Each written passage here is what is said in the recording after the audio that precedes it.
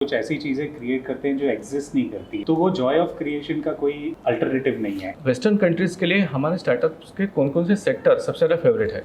Western countries से outsource होकर के इंडिया में आया है, वो सर्विस सेक्टर को बहुत ज़्यादा बेनिफिट मिला है। इनोवेशन और टेक्नोलॉजी, ये दोनों एट पार हैं? इंडियन कंज्यूमर्स की बात करते हैं तो इंडियन कंज्यूमर्स की प्रॉब्लम्स जो है वो वेस्टर्न कंज्यूमर्स से बहुत ज़्यादा अलग है। कि 1991 में हमारे यहाँ पे फाइनेंशियल रिफॉर्म्स हुए थे। 98 से 2004 के बीच में जो अटल जी का गवर्नमेंट थी, उसके बीच में काफ़ी प्राइवेटाइजेशन को एनकरेज किया गया। आज का जो यूथ है, उसका क्या माइंडसेट है? बिजनेस की जो जर्नी होती है वो 90% फेलियर होती है, 10% सक्सेस होती है। So you have to be humble, you have to be a life long learner. 51% of our MSMEs come from rural India. Unicorn club और स्टार्टअप, इसमें डिफरेंस क्या है? जो ई कॉमर्स प्लेटफॉर्म है, उसको स्टार्टअप अच्छे से कंज्यूम कर रहे हैं। India is such an under consumed market.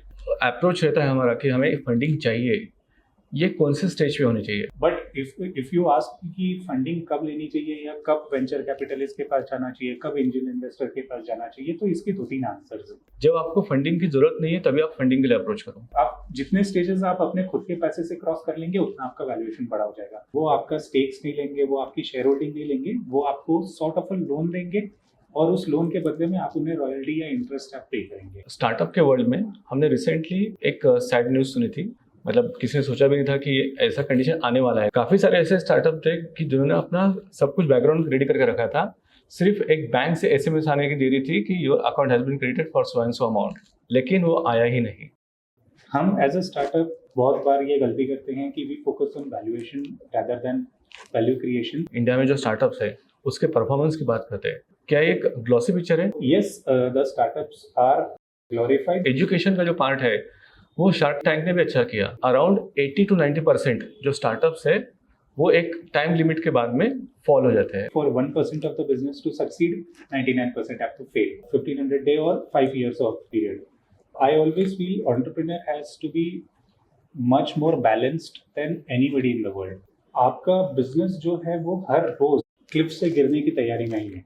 Hello दोस्तों, मैं Harshal Gatwai, the Harshal talk show में आपका स्वागत है। हम काफ़ी बार बिज़नेस के बारे में बात करते हैं, लेकिन बिज़नेस को समझ नहीं पाते। हमारे पास में काफ़ी सारे गवर्नमेंट स्कीम्स है जिसको हम पढ़ते हैं, न्यूज़ में देखते हैं, लेकिन समझ नहीं पाते बिज़नेस को। हम द शार्क टैंक शो भी देखते हैं, हमें एंटरटेनिंग होता है, लेकिन बिज़नेस को समझ नहीं पाते। अगर हमें बिज़नेस को समझना है तो हमें एक सक्सेसफुल एंटरप्रेनर चाहिए और एक मेंटर चाहिए। सक्सेसफुल एंटरप्रेनर जो हमें बताएगा उसके लाइफ एक्सपीरियंसेस, और मेंटर हमें गाइड करेगा उसके जो इंटेलिजेंस है उससे कि हमें एक पर्टिकुलर सिचुएशन में कैसे डील करना है। आज के हमारे गेस्ट है सेकंड जनरेशन के सक्सेसफुल एंटरप्रेनर और एक mentor, mister Priyank Dashora. Mister Priyank के साथ में हम डिस्कस करेंगे बिजनेस के डिफरेंट लेयर्स, लेकिन ये एपिसोड जो है वो सिर्फ टच बेस करेगा बिजनेस के सरफेस को। मतलब काफ़ी ज़्यादा ये बेसिक डिस्कशन रहने वाला है, ताकि पता चले बिजनेस क्या होता है, स्टार्टअप क्या होता है। So without wasting any time, let's jump into the podcast. Hello mister Priyank. Hello, कैसे हैं आप? मैं अच्छा हूँ, आप कैसे हैं? एकदम बढ़िया। और क्या चल रहा है? काम में लगे हुए हैं, एंटरप्रेन्योरशिप में लगे हुए हैं। भागा दौड़ी चल रही है। बिल्कुल बिल्कुल। तो आप एक सेकंड जनरेशन एंटरप्रेनर हो जी। एक सक्सेसफुल भी हो उसमें जी। साथ में आप एक मेंटर भी हो। हम्म। तो आपको सबसे ज़्यादा क्या पसंद है? मेंटरशिप करना सबसे ज़्यादा पसंद है या फिर एंटरप्रेन्योरशिप करना पसंद है? एक्चुअली ये क्वेश्चन ऐसा है कि आपको 2 फेवरेट चीज़ों में से चूज़ करना है। दोनों ही अच्छे लगते हैं। एंटरप्रेन्योरशिप का देखिए सबसे बड़ा जॉय है द जॉय ऑफ क्रिएशन, जहाँ पर आप कुछ ऐसी चीज़ें क्रिएट करते हैं जो एग्जिस्ट नहीं करती है। जैसे कि या तो आपका प्रोडक्ट या सर्विस है, या फिर आपका बिजनेस मॉडल है, या आपकी टीम है, या द सिस्टम्स जो आप इंटरनली अपने कंपनी में डिज़ाइन करते हैं। तो ये कुछ ऐसी चीज़ें जो बाहर दुनिया में इससे आपके आने से पहले एग्जिस्ट नहीं करती थी, तो आपने खुद इनको क्रिएट किया है। तो जब आप इन कोई भी अपना क्रिएशन को देखते हो और उसका रिजल्ट जब किसी और की ज़िंदगी में कुछ परिवर्तन आना और उसके बेहतर होना जब आप देखते हो, तो वो जॉय ऑफ क्रिएशन का कोई अल्टरनेटिव नहीं है। तो जब हम मेंटरशिप करते हैं तो भी यही हम देखते हैं कि how can we help somebody create the joy of creation. तो जब दूसरे के बिजनेस में भी यही सारी चीज़ें रेप्लिकेट होते हुए देखते हैं, तो वापस से हमें वही खुशी मिलती है कि yes we contributed in the joy of creation for somebody else also. तो हमें तो दोनों ही पसंद है। तो आपने बिजनेस बचपन से देखा हुआ है। जी। तो आपको बिज़नेस के इन एंड आउट्स पता है, उसके जो भी रिक्वायरमेंट्स रहते हैं वो सब आपको पता है। लेकिन काफ़ी सारे लोग हैं जिनको बिज़नेस के बारे में नहीं पता है और बिज़नेस करना है, या फिर काफ़ी सारे लोग हैं जिनको बिज़नेस समझना है एज ए स्टडी। तो एक स्टार्टअप के बारे में मैं एक इन्फॉर्मेशन लेना चाहूँगा, जो आज अपना टॉपिक भी है, कि स्टार्टअप होता क्या है और उसका जो बैकग्राउंड है वो एक थोड़ा सा हमें दे दीजिए। बेसिकली गवर्नमेंट ऑफ इंडिया ने भी स्टार्टअप का डिफाइन पहले से किया हुआ है कि it has to be a private limited company और it has to be a partnership company और अ लिमिटेड लायबिलिटी कंपनी। तो लीगल स्ट्रक्चर ये 3 होना चाहिए, जिसका एनुअल टर्नओवर 100 करोड़ के नीचे होना चाहिए और जिसका डेट ऑफ इनकॉर्पोरेशन 10 साल से पुराना नहीं होना चाहिए, मतलब the age of the company should be less than 10 year old. तो अगर आप ये 3 क्राइटेरियाज में क्वालिफाई करते हैं, and the 4th criteria of course is कि आपको इनोवेटिव प्रोडक्ट या सर्विस के ऊपर काम करने चाहिए। सो अगर आप ये 4 क्राइटेरिया फुलफिल करते हैं, then you are qualified as a startup according to the DPIIT और the government of India definitions. तो हर एक कंपनी स्टार्टअप है ये ज़रूरी नहीं है, लेकिन हर एक स्टार्टअप ज़रूर एक कंपनी होती है। तो स्टार्टअप ये जो वर्ड है ये हमने लिया है फॉरेन कंट्रीज से, मतलब वेस्टर्न कंट्रीज से। जैसे जैसे वेस्टर्न कंट्रीज में चेंजेस होते हैं स्टार्टअप में, वैसे हम भी उसमें चेंजेस करते हैं ताकि हम एक प्लेटफॉर्म पे रहे। लेकिन जब हम बात करते हैं इन्वेस्टमेंट की, तो हमें इन्वेस्टमेंट अच्छे खासे मिले हैं फॉरेन कंट्रीज से, अगेन स्पेसिफिकली वेस्टर्न कंट्रीज से। तो वेस्टर्न कंट्रीज़ के लिए हमारे स्टार्टअप्स के कौन कौन से सेक्टर सबसे ज़्यादा फेवरेट है? देखिए, जब भी हम इन्वेस्टमेंट फ्रॉम वेस्टर्न कंट्रीज की बात करते हैं तो हमें ये ध्यान देना होता है कि whose problems are we really solving. तो अगर आप वेस्टर्न कंट्री की प्रॉब्लम्स देखेंगे या उनके प्रॉब्लम स्टेटमेंट्स देखेंगे, तो the cost of running business in western countries are very high. उनका लेबर बहुत एक्सपेंसिव है, उनके इंफ्रास्ट्रक्चर्स बड़े एक्सपेंसिव है, तो it is very expensive to run a business in a foreign country. जब आप वेस्टर्न कंट्रीज के प्रॉब्लम्स की बात करेंगे तो उन्हें एक अल्टरनेटिव चीपर सोल्यूशन चाहिए बिजनेस रन करने के लिए। So India is one of their favourite destinations. तो ज़्यादातर जो वेस्टर्न कंट्रीज से आउटसोर्स होकर के इंडिया में आया है वो सर्विस सेक्टर को बहुत ज़्यादा बेनिफिट मिला है। जैसे कि फॉर एग्जांपल BPO इंडस्ट्री है या फिर सॉफ्टवेयर इंडस्ट्री है, तो इन इंडस्ट्रीज को बहुत ज़्यादा बेनिफिट मिला है because they are looking for alternative cheaper labour. And हमारे यहाँ पे इंडिया में we have cheap labour because we are a young country. हमारा 70% of the population of India is less than 40 year old. तो इसलिए हमारे यहाँ पे यूथ बहुत ज़्यादा आपको मिल जाएंगे, बहुत अच्छी क्वालिटी के यूथ मिल जाएंगे because we have good education system, infrastructure हमारा बहुत अच्छा है। So software plus BPO plus service industry is one of the major beneficiaries. But apart from that, काफ़ी जो लिबरलाइजेशन के बाद में आप देखेंगे कि बैंकिंग सेक्टर, रिटेल सेक्टर जैसे सेक्टर्स में भी काफ़ी ज़्यादा फॉरेन इन्वेस्टमेंट्स आया है। तो अगेन ये जो सेक्टर्स हैं ये भी काफ़ी वेस्टर्न कंट्रीज़ की वजह से बेनिफिट हुआ है। जब हम बात करते हैं इनोवेशन की, तो स्टार्टअप में हमें अच्छे खासे इनोवेटिव प्रोडक्ट्स मिले हैं या फिर इनोवेटिव कंपनीज मिली है, उन्होंने अच्छे खासे आइडियाज़ जनरेट किए हैं। लेकिन साथ में उन्होंने यूज़ किया है टेक्नोलॉजी को भी, बेस्ट टेक्नोलॉजी या फिर जो भी बेस्ट पॉसिबल टेक्नोलॉजी होगी इंडिया में वो उसको यूज़ किया है। तो एक तरफ इनोवेशन, दूसरी तरफ टेक्नोलॉजी, ये दोनों को मिला के हमारा स्टार्टअप का एक प्लेटफॉर्म अच्छा खासा क्रिएट हो गया है। लेकिन इसका अगर मैं कंपेरिजन वेस्टर्न कंट्रीज़ के साथ करूँ, क्या हमारा इनोवेशन और टेक्नोलॉजी ये दोनों एट पार हैं?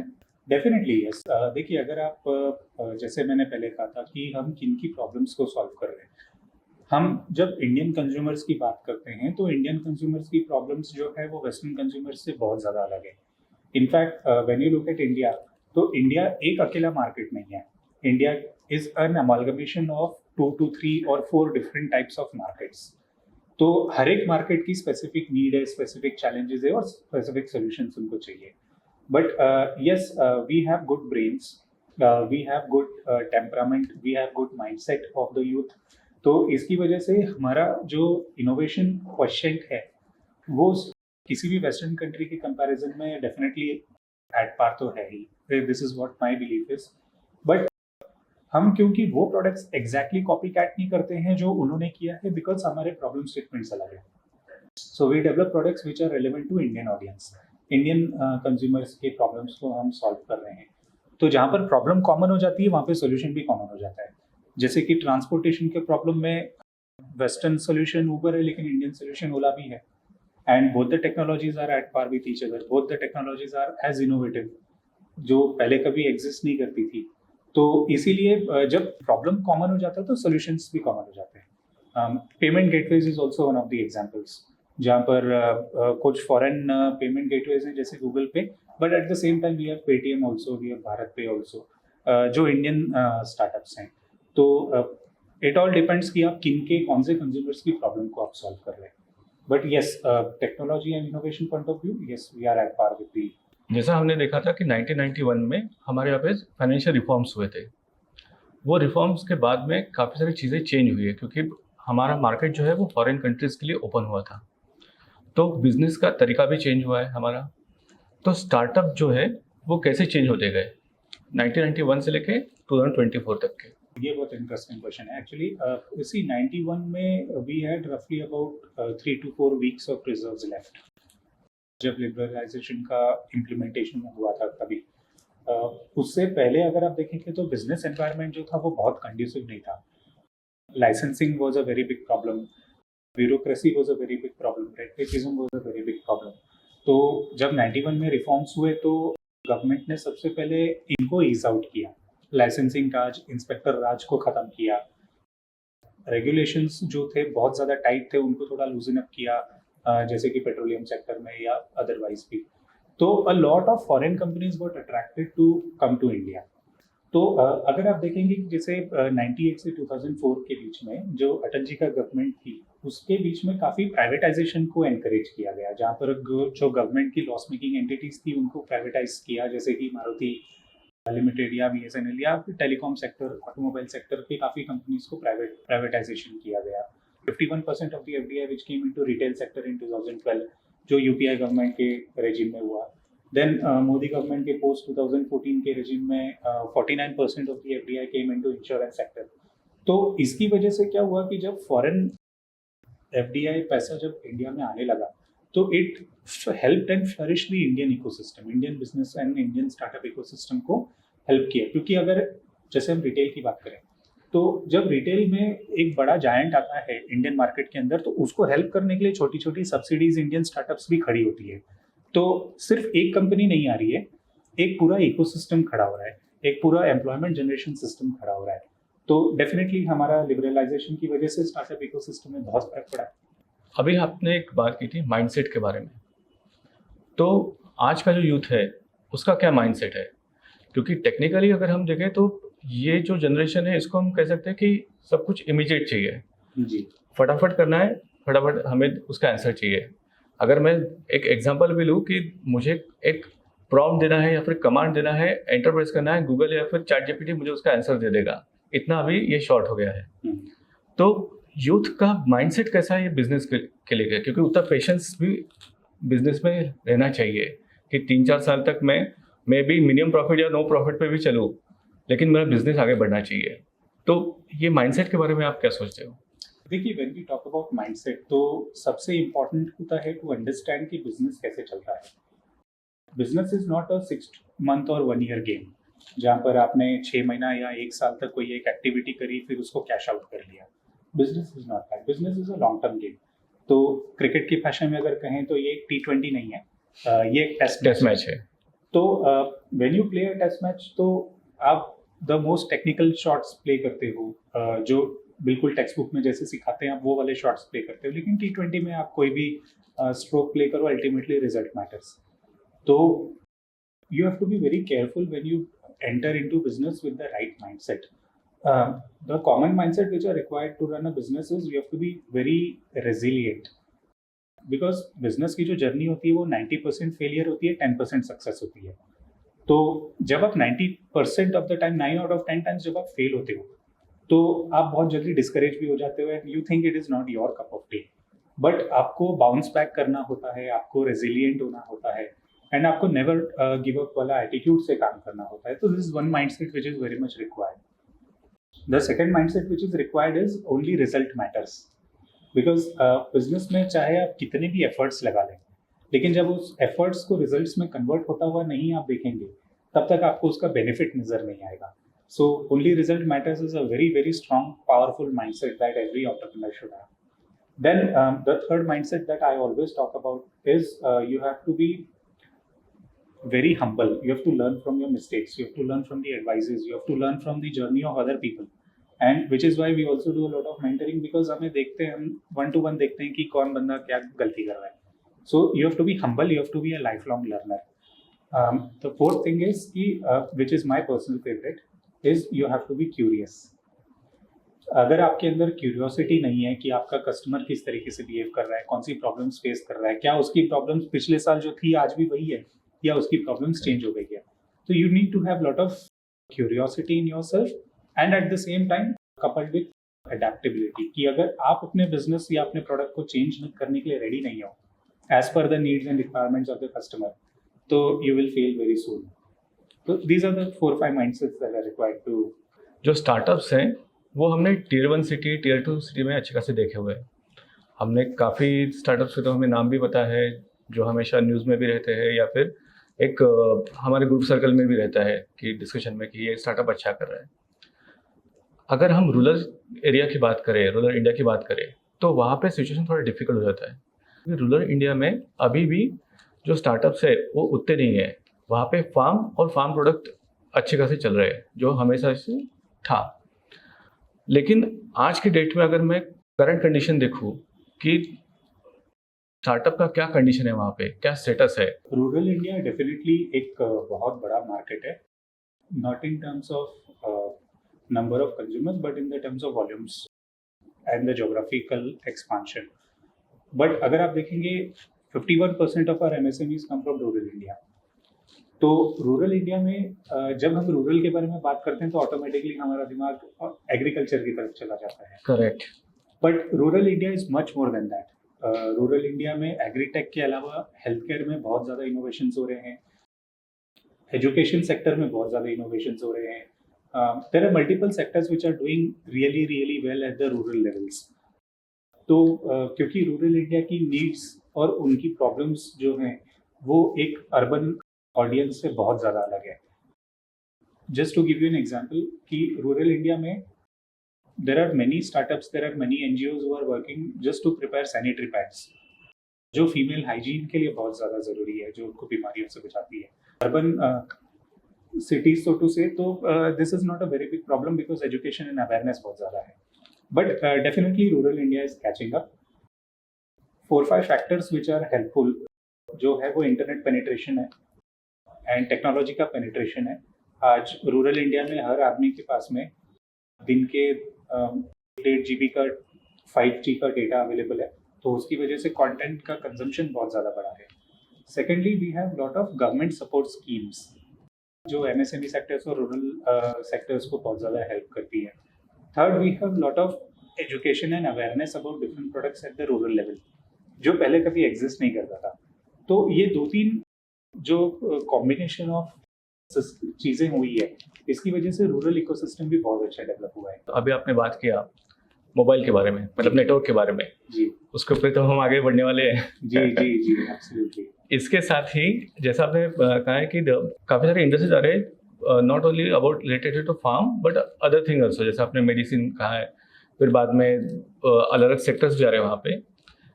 लेकिन ये जो सेक्टर्स है ये क्या वो विलेजर्स लेके आ रहे हैं?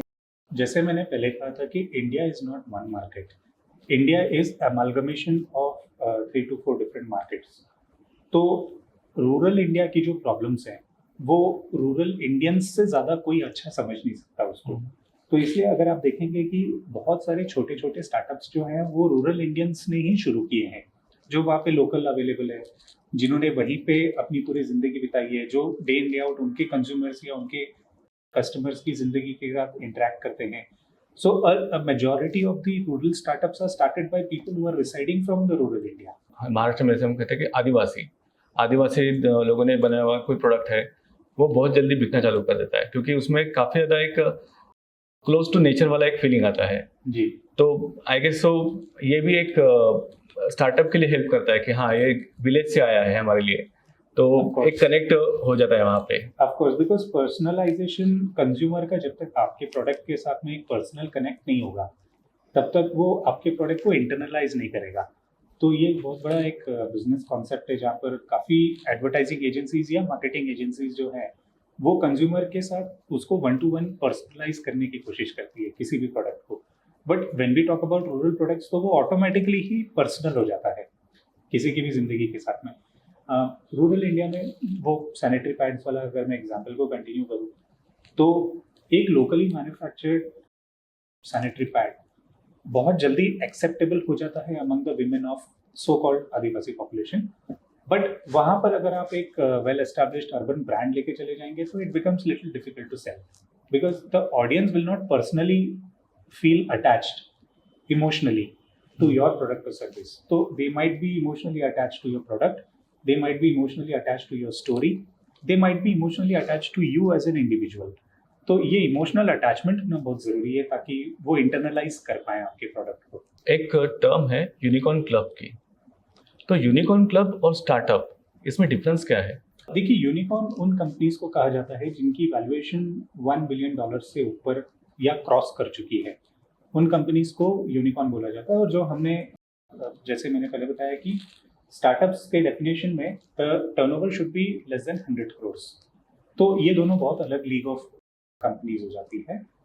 Startup is recognized by the government, whereas unicorn जो है वो लार्जली एक वीसी या इन्वेस्टर का कॉन्सेप्ट होता है, जहाँ पर गवर्नमेंट रिकॉग्निशन नहीं है। गवर्नमेंट तो कहती है कि भैया आप एक कंपनी हो और आप इतना 1000 करोड़ का टर्नओवर कर रहे हो, या जो भी है, आप 100 करोड़ का टर्नओवर कर रहे हो बट आपकी वैल्यूएशन 1000 करोड़ या 5000 करोड़ के ऊपर है। So unicorn is based on the valuation, whereas startup is based on actual revenues that they generate. तो ये दोनों बहुत अलग चीज़ें हैं। But when we talk about unicorn, इसके आगे भी बहुत सारे कॉन्सेप्ट्स होते हैं, जैसे डेकाकॉन कहते हैं उन कंपनीज को जिनकी वैल्यूएशन $10 बिलियन से ऊपर हो, या फिर हेक्साकॉन कहते हैं उन कंपनीज को जिनकी वैल्यूएशन $100 बिलियन से ज़्यादा हो। तो unicorn is a different segment, whereas startup is a different segment. अभी तक मैं यूनिकॉर्न तक ही पहुंचा हूँ समझ के बारे में, धीरे धीरे उसको भी समझूंगा। लेकिन इसमें जैसे मैं पूछा जाऊंगा कि इसकी जो बेस कंपनी रहती है वो क्या एक स्टार्टअप ही रहती है, मतलब स्टार्टअप भी फिर बाद में यूनिकॉर्न और फिर बाद में हेक्सागॉन और ऐसे स्टेजेस क्रॉस करते हैं? डेफिनेटली देखिए, शुरुआत तो हर कंपनी स्टार्टअप से ही करती है, क्योंकि जब ये कंपनी फॉर्म होती है तो उसकी रेवेन्यू बिल्कुल जीरो ही होती है। लेकिन अब जीरो से धीरे धीरे उसको बढ़ा के आप फ्यू करोड़ तक आप उसको लेके जाते हैं। बट यूनिकॉर्न के केस में यहाँ पर रेवेन्यू की बात नहीं हो रही है, यहाँ पे बात हो रही है वैल्यूएशन की। सो आप रेवेन्यू वाइज में भी आप 10-20 करोड़ 50 करोड़ का रेवेन्यू कर रहे होंगे, बट आपकी कंपनी का वैल्यूएशन $1 बिलियन से ऊपर होना चाहिए, तब आप क्वालिफाई करते हो यूनिकॉर्न के लिए। जैसे भी हमने बात किया कि अलग अलग प्रोडक्ट्स जो है वो स्टार्टअप के अंदर आ रहे हैं, मतलब वो मैन्युफैक्चर कर रहे हैं, तो ये जो कंपनीज हैं इन्होंने ई कॉमर्स का अच्छा खासा सहारा ले लिया है, क्योंकि इनका ट्रांसपोर्ट का कॉस्ट बच जाता है, या फिर फॉर दैट मैटर इनका जो एफर्ट्स है वो कम हो जाते हैं। साथ ही साथ एडवर्टाइजमेंट थोड़ा कम करना पड़ता है, क्योंकि अगर मैं सपोज ब्यूटी प्रोडक्ट चेक कर रहा हूँ तो मेरा प्रोडक्ट भी वहाँ पे लिस्ट हो जाएगा, तो एक वहाँ पे मुझे एक कंफर्ट मिल जाता है। और दूसरा रहता है कि कस्टमर रिव्यू, वहाँ पे फटाक से आ जाता है कि हाँ मुझे प्रोडक्ट अच्छा लगा 5 स्टार, प्रोडक्ट अच्छा नहीं लगा 1 स्टार, और उसका डिस्क्रिप्शन भी साथ में आ जाता है। तो काफ़ी सारी चीज़ें उसमें एक मैन्युफैक्चरर को या फिर एक स्टार्टअप ओनर को मिल जाती है। तो क्या आपको लगता है कि जो ई कॉमर्स है, जो ई कॉमर्स प्लेटफॉर्म है, उसको स्टार्टअप अच्छे से कंज्यूम कर रहे हैं या फिर इसमें और डेवलपमेंट होने की चांसेस है? सो यस, ई कॉमर्स की वजह से स्टार्टअप इकोसिस्टम को फायदा बहुत ज़्यादा हुआ है। E commerce is kind of a market place. तो मार्केट प्लेस में बेसिकली सेलर और बायर दोनों एक जगह पे आते हैं। अमेजोन कह लीजिए, फ्लिपकार्ट कह लीजिए, मिंत्रा कह लीजिए, these are all e commerce platforms या मार्केट प्लेसेस। तो स्टार्टअप कम्युनिटी ने तो डेफिनेटली इन प्लेटफॉर्म्स को बहुत अच्छे से यूटिलाइज किया है, but at the same time I always feel कि India is such an under consumed market, जहाँ पर हमारे पास जितनी डिमांड है अभी तक उतनी सप्लाई हम क्रिएट नहीं कर पा रहे हैं। तो इसलिए it is still pretty at the initial stages. आप देखेंगे आगे चल के इतने सारे वैरायटी ऑफ प्रोडक्ट्स आपको मिलेंगे ई कॉमर्स में, या इतना डीपर पेनिट्रेशन आपको मिलेगा ई कॉमर्स में कि this will become the way of life. जैसा अभी आपने बात करते करते कहा था वेंचर कैपिटल, वेंचर कैपिटल के साथ में आता है एंजल इन्वेस्टमेंट। तो ये जो अप्रोच रहता है हमारा कि हमें फंडिंग चाहिए, ये कौन से स्टेज पे होनी चाहिए? जब आपको फंडिंग की ज़रूरत नहीं है तभी आप फंडिंग के लिए अप्रोच करो, ताकि आपको बेटर डील मिल सके या फिर टाइम भी आपको अच्छा खासा मिल सके। तो आप क्या सोचते हैं इस बारे में? देखिए, जनरल कॉन्सेप्ट ये है कि फंडिंग आप जितना जल्दी लेंगे अपने बिजनेस ग्रोथ में, उतनी आपकी वैल्यूएशन कम होती है। वेरएज आप जितने लेटर स्टेज पे जाकर के फंडिंग लेंगे अपनी बिजनेस ग्रोथ में, उतनी ज़्यादा आपको वैल्यूएशन मिलती है उसकी। बट इफ यू आस्क कि फंडिंग कब लेनी चाहिए या कब वेंचर कैपिटलिस्ट के पास जाना चाहिए, कब एंजल इन्वेस्टर के पास जाना चाहिए, तो इसके 2-3 आंसर्स हैं। वेंचर कैपिटलिस्ट और एंजल इन्वेस्टर के बीच में फ़र्क जानना बहुत ज़रूरी है। एंजल इन्वेस्टर्स वो इंडिविजुअल्स होते हैं जो खुद का पैसा लगाते हैं आपके स्टार्टअप में, वेरएज वेंचर कैपिटलिस्ट जो है वो एक फर्म होती है, एक रिस्क मैनेजमेंट कंपनी होती है जो दूसरों का पैसा इकट्ठा करके वो आपके स्टार्टअप में इन्वेस्ट करती है। तो ये एक मेजर डिफरेंस होता है बिटवीन एंजल इन्वेस्टर या फिर वेंचर कैपिटलिस्ट। मैं प्रॉपरली आपका पैसा ले रहा हूँ, you are not known to me, और बदले में मैं आपको रिटर्न्स दे रहा हूँ, तो ये properly qualifies as an angel investment. तो कब पैसा लेना चाहिए, ये एक बहुत इंपॉर्टेंट बिजनेस डिसीजन हो जाता है। So there are two answers to it. अगर आप बिजनेस के स्टेजेस को देखेंगे तो there is a stage of struggle, there is a stage of stability, there is a stage of scale, there is a stage of success. ऐसे बहुत सारे अलग अलग स्टेजेस होते हैं। तो आप कौन से स्टेज पे पैसा लेंगे, इट डिपेंड्स ऑन कि आपकी बिजनेस की रिक्वायरमेंट क्या है। जैसे कि फॉर एग्जांपल अगर आप स्ट्रगल के स्टेज पे ही अगर आप पैसा लेना चाहते हैं, तो स्ट्रगल का स्टेज वो होता है जहाँ पे आपका बिजनेस मॉडल क्लियर नहीं है। तो वहाँ पर आप प्री सीड फंडिंग आप ले सकते हैं, जहाँ पर आप पैसा किसी और से बोरो करते हैं to create a minimum viable product, या फिर आप अपना बिजनेस मॉडल क्रिएट करने के लिए आप किसी से पैसा लेते हैं। या फिर अगर आपका कोई कॉपीराइट या पेटेंट पेंडिंग है तो वो आप अचीव करने के लिए आप पैसा लेते हैं, which comes under the stage of pre seed. अगर आप एक सर्वाइवल स्टेज पे हैं जहाँ पर आपने बिजनेस मॉडल तो अपना क्लियर कर लिया, but you are not marketing enough कि आप कंसिस्टेंटली रेवेन्यू जनरेट कर पा रहे हैं मंथ ऑन मंथ, तो उस केस में आप प्री सीड का स्टेज क्रॉस करके आप नेक्स्ट स्टेज पे आ सकते हैं, जिसे कहते हैं सीड फंडिंग। तो सीड फंडिंग में आप ज़्यादातर मार्केटिंग और प्रमोशंस के लिए पैसा रेज करते हैं। अगर आप वो स्टेज भी क्रॉस कर चुके हैं जहाँ पर आपका बिजनेस मॉडल क्लियर है और आप रेवेन्यू जनरेट कर पा रहे हैं, बट आपके पास ऑपरेशनल कैपेबिलिटीज नहीं है क्योंकि आपके पास बहुत सारे ऑर्डर्स आ गए और आप फुलफिल नहीं कर पा रहे हैं, so in that stage you need to build your operational capabilities, you need to build your team, you need to build your second line of leaders, you need to probably diversify into a new product। तो वहाँ पर आप एक series A fund ले सकते हैं जहाँ पर आप स्केलिंग के लिए पैसा यूटिलाइज करते हैं। अगर आप वो स्टेज भी क्रॉस कर चुके हैं and you are in the next stage जहाँ पर आपको डाइवर्सिफाई करना है, फिर you want to venture out into new geographies, new products, तो वहाँ पर आप सीरीज बी फंड ले सकते हैं जहाँ पर आप नए प्रोडक्ट, नए जोग्राफीज को डेवलप करने के लिए पैसा लेते हैं।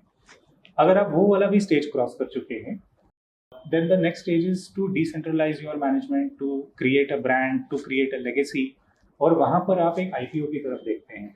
तो when you are actually want to scale up your business, which is the true form of success, तो वहाँ पर आप एक IPO रेस करने के लिए पैसा लेते हैं, which comes qualifies as a series C or maybe even beyond that। But कई बार क्या होता है कि जब बिजनेस एक काफ़ी स्टेबल हो जाता है, जब मैनेजमेंट डिसेंट्रलाइज हो जाता है, you don't want to go for IPO, तो कई बार उसको मेज़नाइन स्टेज भी कहते हैं, जहाँ पर you remain where you are और else you want to get acquired by a competitor और a larger player in your market. तो वहाँ पर आप अपने आप को सेलेबल बनाते हैं, and if you still want to do that and you want to go for IPO, it's called as a proper exit for the investor, जहाँ पर आप IPO लेकर के पब्लिक का पैसा लेकर के आप इन्वेस्टर को रिटर्न्स देते हैं। बट द लॉजिक इज कि आप जितने लेट स्टेज पे, आप जितने स्टेजेस आप अपने खुद के पैसे से क्रॉस कर लेंगे, उतना आपका वैल्यूएशन बड़ा हो जाएगा। So Thyrocare is a classical example for that. जैसे अभी आपने कहा था कि सीड फंडिंग, तो गवर्नमेंट स्कीम्स भी है जो इनिशियल स्टेज पे ही पैसे देती है। जैसा मैं एप्लीकेशन दे रहा हूँ कि मुझे ये बिजनेस स्टार्ट करना है, उसके लिए मुझे लेट से लैंड परचेस करना है, मशीन परचेस करना है, या फिर जस्ट एक स्टार्ट भी करना है मुझे, तो 5 लाख का, 10 लाख का, 15 लाख का मुझे एक फंडिंग मिल जाता है गवर्नमेंट से, तो वो भी एक सीड फंडिंग होती है। Yes, actually it qualifies as a seed fund because आपको ये देखना है कि आप अपने बिजनेस की कौन सी स्टेज पे आप पैसा ले रहे हैं। अगर आप MVP बना चुके हैं और आपको उसका मार्केटिंग करने के लिए पैसा चाहिए, when you want to really go out there and tell your customers कि मेरे पास ये सोल्यूशन अवेलेबल है। बहुत सारी बार कंपनीज जो है प्रोटोटाइप डेवलप करने के लिए भी पैसा लेती है, बट एज यू से कि government funds are, I feel they are a better option because government fundings जो है वो बहुत सारी बार उनकी स्कीम्स होती है जहाँ पर they don't degrade your valuation. वो आपका स्टेक्स नहीं लेंगे, वो आपकी शेयर होल्डिंग नहीं लेंगे, वो आपको सॉर्ट ऑफ अ लोन देंगे और उस लोन के बदले में आप उन्हें रॉयल्टी या इंटरेस्ट आप पे करेंगे। तो there are many websites of the government. There is a VIRAC website. There is various multiple schemes by the government जो MSME के वेबसाइट पे अवेलेबल है।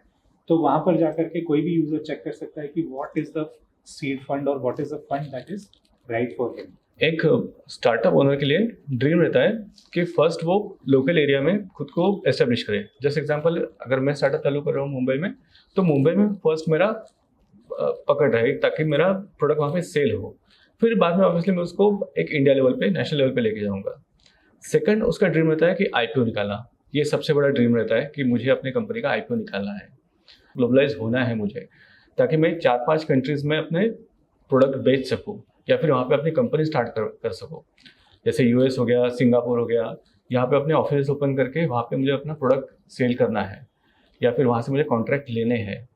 तो ये 3 जो मेन स्टेजेस है, इसको एंटरप्रेनर को या फिर एक स्टार्टअप ओनर को अगर अचीव करना है तो उसको क्या क्या करना पड़ता है? देखिए, मैंने पहले जो आंसर आपको दिया था कि there are multiple stages of business, जिसमें स्ट्रगल है, सर्वाइवल है, स्टेबिलिटी है, सक्सेस है, स्केल है। तो there is no thumb rule कि पहले आप स्टेबल हो जाएंगे, फिर आप आईपीओ करेंगे, फिर आप ग्लोबलाइजेशन करेंगे। ऐसा कोई थंब रूल नहीं है। There are multiple startups, even we are also one of them. हमने बिना आईपीओ किए हमने ग्लोबलाइजेशन कर लिया, जहाँ पर हम मल्टीपल कंट्रीज में अपने प्रोडक्ट्स को एक्सपोर्ट करते हैं। So it is not necessary कि आप किन जोग्राफीज में बेच रहे हैं, या पहले आप आईपीओ कर रहे हैं या पहले ग्लोबलाइजेशन कर रहे हैं। What you really have to focus as an entrepreneur is कि नंबर 1 आप कौन सी प्रॉब्लम को सॉल्व कर रहे हैं, नंबर 2 कौन वो टारगेट ऑडियंस है जो इस प्रॉब्लम को फेस कर रहा है अपनी डे टू डे लाइफ में, एंड नंबर 3 आप किन लोगों तक पहुंच सकते हैं। अगर आपकी कैपेबिलिटी है कि आप केवल मुंबई में पहुंच सकते हैं तो फिर you have to focus only in Mumbai. अगर आपकी कैपेबिलिटी है कि आप डिजिटल मार्केटिंग को यूज करते हुए आप ग्लोबल लेवल्स तक पहुंच सकते हैं, तो you have to wait till IPO. आप अभी से ही ग्लोबल लेवल तक जा सकते हैं। But the real question that you have to ask yourself is कि what is the problem that I am solving and who is the audience who is facing this problem. Startup के world में हमने recently एक sad news सुनी थी। वो थी कि जो फॉरेन 2 बैंक्स थे वो फॉल हो चुके थे, मतलब वो बैंकरप्सी आ गए थे उन पे। अचानक से ये सब कुछ हो गया, मतलब किसी ने सोचा भी नहीं था कि ये ऐसा कंडीशन आने वाला है करके। काफ़ी सारे ऐसे स्टार्टअप थे कि जिन्होंने अपना सब कुछ बैकग्राउंड रेडी करके रखा था, सिर्फ एक बैंक से एसएमएस आने की देरी थी कि your account has been credited for so and so amount, लेकिन वो आया ही नहीं। काफ़ी सारे जो स्टार्टअप्स थे इनको इशू हुआ कि फंडिंग रुक गई है करके, कॉन्ट्रैक्ट जो लेके रखे थे वो कैंसिल करने की नौबत आ गई थी, लेकिन फिर भी स्टार्टअप अभी भी चालू है और अच्छे तरीके से चालू है। आई डू एग्री कि 100% हम वहाँ से लोन नहीं ले रहे थे, लेकिन अच्छा खासा हम चंक वहाँ से अपने पास ले रहे थे। वो होने के बाद भी हम कैसे क्या सर्वाइव कर पा रहे हैं? यस, दैट इज़ ट्रू कि जब भी आप किसी एक डाउनफॉल के रेसिपिएंट होते हैं या फिर आप उसका इफेक्ट जब आपके ऊपर आता है तो बिजनेस तो सफ़र करता है। But I always say to a lot of people that as long as you survive on your customers money, you will be immune to this kind of problems. हम एज अ स्टार्टअप बहुत बार ये गलती करते हैं कि we focus on valuation rather than value creation. तो valuation और वैल्यू क्रिएशन वाला जो कॉन्सेप्ट है ये अब काफ़ी पॉपुलर भी हो गया है, but you have to focus on self sustainability, जहाँ पर आपका प्रोडक्ट या आपका सर्विस एक ज़बरदस्त वैल्यू ऐड कर रहा है आपके कंज्यूमर्स को, और उसके बदले में कंज्यूमर्स आपको कंसिस्टेंटली पे कर रहे हैं आपके प्रोडक्ट या आपके सर्विस को यूज़ करने के लिए। So as long as you are relevant for your target audience, आपको इन सारी चीज़ों से इम्यून होने के लिए ज़्यादा दिक्कत नहीं आएगी। But if you build something जो आपके ऑडियंस के लिए रेलेवेंट नहीं है, या फिर you think it is good but audience does not think it is good, उस केस में आपको हमेशा एक एक्सटर्नल बोरोड मनी के ऊपर डिपेंड होने की ज़रूरत पड़ती है। So I am not saying it is wrong to borrow money, but अगर आप अपने day to day operations borrowed money से रन कर रहे हैं, इट्स अ रॉन्ग थिंग। आपको अगर ग्रोथ एंड एक्सपांशन के लिए पैसा चाहिए, you can always borrow money, but अगर आप अपनी day to day operations as long as आप अपने कस्टमर्स के पैसे से कर रहे हैं, व्हेन आई से कस्टमर्स मनी, आई से कि जो आप कस्टमर्स को प्रोडक्ट या सर्विस सेल कर रहे हैं, उससे जो आप प्रॉफिट कमा रहे हैं, उसी से ही आपका day to day operations build होना चाहिए. So as long as you are able to do that, you will be immune from all these problems. जब हम बात करते हैं स्टार्टअप की, इंडिया में जो स्टार्टअप्स है उसके परफॉर्मेंस की बात करते हैं, तो ये परफॉर्मेंस कैसा है? क्या ये एक ग्लॉसी पिक्चर है? ग्लॉसी पिक्चर का जो एग्जैक्ट मीनिंग है वो नेक्स्ट क्वेश्चन में आपको पूछूंगा. देखिए, स्टार्टअप का जो कल्चर है इंडिया में, ये कल्चर काफ़ी फेमस इसलिए हुआ बिकॉज मीडिया में बहुत बार इसको सेलिब्रेट किया गया कि किसी को एक्स को फंडिंग मिली, वाई को फंडिंग मिली, एक्स ने प्री सीरीज किया, वाई ने सीरीज ए किया, जेड ने आईपीओ किया. तो इस कारण की वजह से हमने इसको बहुत सेलिब्रेट किया. हमने प्रिंट मीडिया में, डिजिटल मीडिया में इसको काफ़ी अप्रिशिएट किया. तो इस वजह से बहुत ज़्यादा इसको रिकग्निशन मिला. बट अगर आप आज का यूथ देखेंगे, सो today's youth really wants to add value to somebody's life. They want to make a difference. Rather than कि हमें कहाँ से फंडिंग आ रही है या हम कितने राउंड्स रेस कर रहे हैं, आज का यूथ बहुत ज़्यादा उस चीज़ों के पीछे पड़ता नहीं है. तो yes, the startups are glorified, but at the same time, there are people who are shifting from valuation to value creation, and which is a major thing to watch out for when you look at India. ये जो glorification था, या फिर एक glorification कहना गलत होगा, लेकिन एक एजुकेशन का जो पार्ट है वो शार्क टैंक ने भी अच्छा किया. अलग अलग टर्म्स बताए कि बिजनेस में क्या क्या टर्म्स यूज होती है. ये आई गेस उन्होंने काफ़ी अच्छे तरीके से बताया. Correct.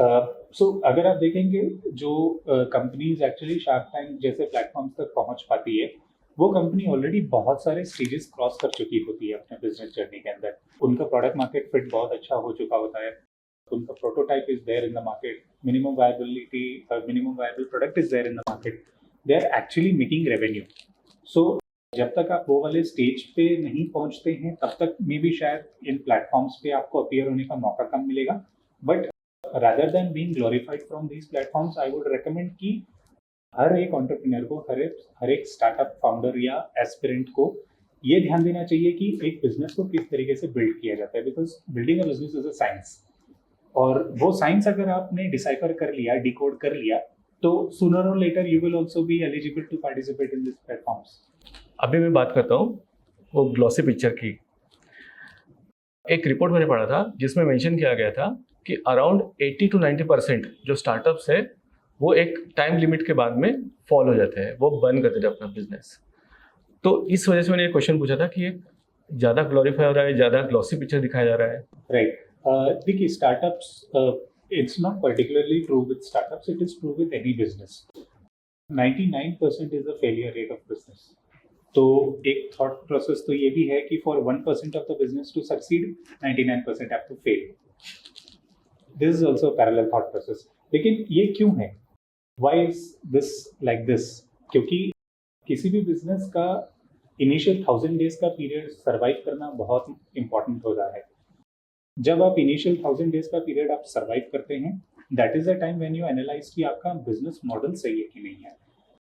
I was reading one of the reports by Dun and Bradstreet, जो कहता है कि what are the top 10 reasons for startups to fail, जिसमें से नंबर 1 रीजन था that building something that nobody wants.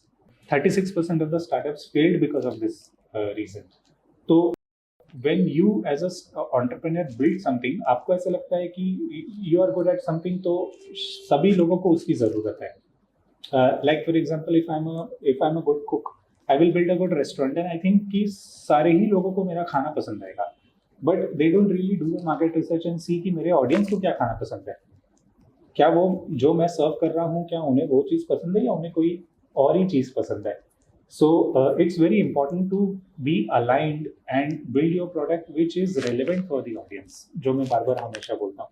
And when you don't do that, you don't survive the 1000-day period. अब जो नया स्कूल ऑफ थॉट है वो ये है कि instead of surviving the 1000-day period, you have to survive the 1500-day और 5 years of period. तो आप इनिशियल 5 साल जब आप सर्वाइव कर जाते हैं, it actually tells you कि आपका मॉडल तो कम से कम सही है. But it does not necessarily tell you that you will grow. आपका जो पॉइंट था उसमें मैं थोड़ा सा डीप डाइव करना चाहूँगा. 1% बिजनेस सक्सेस होने के लिए 99% जो बिजनेस है उसको फेल होना चाहिए. इसको थोड़ा सा एक एलोबरेट कीजिए. I'll tell you कि हर entrepreneur का एक बैकग्राउंड होता है. When they build a business, they are good at something. हर एक एंटरप्रेन्योर का एक एक्सपर्टीज होता है. सो अगर मैं किसी XYZ कंपनी में प्रोडक्शन या क्वालिटी कंट्रोल या R&D डिपार्टमेंट में काम कर चुका हूँ 10-12 सालों तक, तो I know how to build a product, I know how to maybe build a service. So I will think कि मैं अगर प्रोडक्ट बनाना जानता हूँ तो मैं बिजनेस भी रन करना जानता हूँ. I will venture into business. अगर मैं किसी कंपनी में सेल्स में था, I know how to sell, तो मुझे लगेगा कि जब मैं बेचना जानता हूँ तो मैं बिजनेस अपना खुद का खड़ा कर देता हूँ. Why will I sell for somebody else, I will sell for myself. तो हर एंटरप्रेन्योर का एक बैकग्राउंड होता है. कोई फाइनेंस बैकग्राउंड से आता है, कोई ऑपरेशंस बैकग्राउंड से आता है, कोई सेल्स बैकग्राउंड से आता है. But if you look, business is not only one department. Business is a combination of multiple departments running together. तो जितने अच्छे आप ऑपरेशंस में हैं, उतना ही अच्छा आपको कोई ऐसा बंदा लाना पड़ेगा जो सेल्स में अच्छा है आपके जितना. उतना ही अच्छा आपको ऐसा एक बंदा लाना पड़ेगा जो फाइनेंस में अच्छा है. उतना ही अच्छा आपको एक बंदा लाना पड़ेगा जो मार्केटिंग में अच्छा है. So when you do a combination of these things, when all these departments function in the excellent manner, then only business will be successful. But entrepreneurs जो गलती करते हैं वो ये करते हैं कि एक डिपार्टमेंट में अच्छा हूँ, चलो बिजनेस स्टार्ट कर लेते हैं. And that is why 99% of the businesses fail. Okay, तो ये इसके पीछे का रीज़न है. जी. मतलब ये काफ़ी बार हमने देखा हुआ है कि ये प्रैक्टिकल है कि सपोज मैं एक मैन्युफैक्चरिंग में अच्छा हूँ, तो मैं सोच लेता हूँ कि चलो मैं बिजनेस स्टार्ट कर देता हूँ इसका. लेकिन हम ये नहीं सोचते कि मैं उसका अकाउंटिंग कैसे हैंडल करूँगा, मैं उसका सेल्स कैसे हैंडल करूँगा, मैं मार्केटिंग कैसे हैंडल करूँगा, या फिर ट्रांसपोर्ट कैसे हैंडल करूँगा. ये हम सोचते नहीं है. हम सिर्फ मैन्युफैक्चरिंग के ऊपर ज़्यादा फोकस करते हैं क्योंकि मैं उसमें अच्छा हूँ. करेक्ट. सो जब आप मैन्युफैक्चरिंग में अच्छे हैं तो आप सेल तब करेंगे जब आपके पास ऑर्डर्स नहीं है, या फिर आप मार्केटिंग तब करेंगे जब आपके पास लीड्स नहीं है, या फिर जब आप अकाउंटिंग तब करेंगे जब आपका GST पे करने का टाइम आ चुका है. But you have to realize कि जैसे आप 24/7 365 डेज आप मैन्युफैक्चरिंग कर सकते हो, वैसे किसी ना किसी को तो 24/7 365 सेल्स करना होगा, किसी ना किसी को अकाउंटिंग करना होगा, किसी ना किसी को मार्केटिंग करना होगा, किसी ना किसी को प्रोडक्ट डेवलप करने होंगे, किसी ना किसी को R&D करनी होगी. तो there has to be a combination of all these activities running together simultaneously, तभी वो बिजनेस सक्सेसफुल हो पाता है. अदरवाइज वो बिजनेस जो है वो फर्स्ट 1000 या फर्स्ट 1500 डेज के अंदर वाइंड अप हो जाता है. And that is why for 1% business to succeed, 99% have to fail. जैसा अभी आपने कहा GST के बारे में बात की है, GST पे करना है. मुझे ऐसा लगता है काफ़ी बार GST या फिर टैक्सेस ये बैक सीट पे रखा जाता है कि हम बाद में देखेंगे. अभी हमें मैन्युफैक्चर करना है, अभी सेल करना है, हमें बस अपने इन चीज़ों के ऊपर ध्यान रखना है. जो मेरा कॉस्ट है उसके ऊपर कंप्लीटली ध्यान नहीं देना है. Exactly, because I always feel entrepreneur has to be much more balanced than anybody in the world. आप किसी एक डिपार्टमेंट को प्रेफरेंस नहीं दे सकते हैं. All the departments are like your babies. तो आप किसी एक बच्चे से ज़्यादा प्यार और एक से कम प्यार नहीं कर सकते हैं. So as you rightly said कि अगर मुझे मैन्युफैक्चरिंग से किक मिलता है and I enjoy doing that, I want to spend most of my time doing that, or I am naturally attracted towards doing that, then I need to find somebody who is also naturally attracted towards doing GST या accounting work, and so and so forth for other departments. I need to do review of all these departments at least once in a month. मैं एक चीज़ आपको कहना चाहूँगा कि जैसे जैसे एक एक लेयर में ओपन करते रहो वैसे आप उसको लेयर को फील करते रहो. बहुत मज़ा आ रहा है आपसे बात करते हुए. Thank you, thank you. जो आज का जो एंटरप्रेनर है या फिर स्टार्टअप है, इसको एज अ मेंटर और एज अ एंटरप्रेनर आप कैसे गाइड करना चाहोगे? So आज का जो entrepreneur है, this entrepreneur has to be number one very much adaptable towards change, because disruptions जितने तेजी से आपके बिजनेस को किल कर देंगे उतना आप कभी इमेजिन नहीं कर सकते हो. Netflix started as a DVD rental company, but technology और डिजिटाइजेशन की वजह से DVDs की डिमांड धीरे धीरे कम होती जा रही थी. सो दे वर स्मार्ट इनफ टू अंडरस्टैंड और पिवट करके उन्होंने एक डिजिटल टेक हब में जायंट के अंदर कन्वर्ट हो गए. तो यू नीड टू सी कि आपका नेक्स्ट डिस्ट्रप्शन कितना दूर है और कहाँ से आ रहा है. अगर आप वो आइडेंटिफाई कर सकते हैं और उसके अकॉर्डिंगली आप रेलेवेंट चेंजेस कर सकते हैं अपने बिजनेस के अंदर, you will be good to go. So I feel being adaptable and being open to learn is the two qualities that every entrepreneur should have. This is a base minimum. अभी podcast के and की तरफ जा रहे हैं. ये जो disruption की आपने बात की, तो ये जो चेंज आता है या फिर हमें चेंज करना पड़ता है खुद को, ये कब हमें ध्यान में आता है? आपका बिजनेस जो है वो हर रोज क्लिफ से गिरने की तैयारी में ही है। सो आप इस तरीके से इमेजिन कीजिए कि कभी आप खाई से सिर्फ 6 कदम दूर हो और कभी आप सिर्फ 1 कदम दूर हो।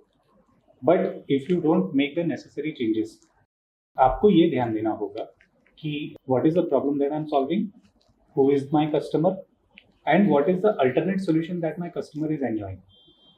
तो जो आपका प्रॉब्लम, जो आपके प्रोडक्ट या आपकी सर्विस है, उस प्रोडक्ट या सर्विस जिस प्रॉब्लम को सॉल्व कर रही है, उसी प्रॉब्लम को सॉल्व करने के लिए कौन सी अल्टरनेट प्रोडक्ट या सर्विस कस्टमर एंजॉय कर रहा है। अगर कस्टमर के पास में एक अल्टरनेट सोल्यूशन बहुत नज़दीक है, so it means there is a risk for your business. तो आपको इन चीज़ों के लिए बहुत वॉचफुल रहना होगा। You need to be 1-to-1, you need to interact with your customers and understand कि उनकी ज़िंदगी में क्या क्या हो रहा है। And the deeper you do that, the more open you are to see कि कहाँ पे आप फेल होने वाले हैं। तो प्रियंक जी, हमारा आज का पॉडकास्ट खत्म हुआ यहाँ पे। आपको कैसा लगा? आई फील वेरी डिलाइटेड एक्चुअली, क्योंकि आपके क्वेश्चंस बहुत अच्छे थे।